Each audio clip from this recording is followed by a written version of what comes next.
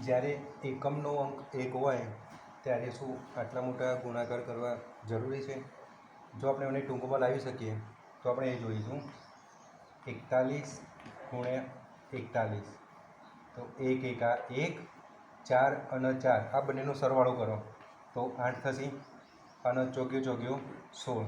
બસ આ રીતે ટૂંકમાં આવી જશે. આ રીતે 31 ગુણ્યા 31, 1 એકા 1, 3 વત્તા 3 એટલે 6, 3 તરી 9 આ રીતે આવશે. જો 51 સંખ્યા છે, કેમ કે જ્યારે 1 થી 99 સુધીના કોઈ પણ ગુણાકાર કરીએ તો એ 4 અંક કરતો વધશે નહીં.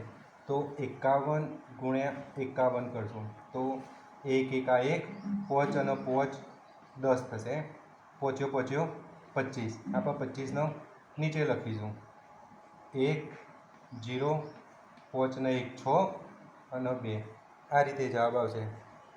બીજા કોઈ વધારાના દાખલા જોઈતા હોય આવી રીતે વર્ક કરવાના તો મને કમેન્ટ કરજો, હું ચોક્કસ શીખવાડીશ.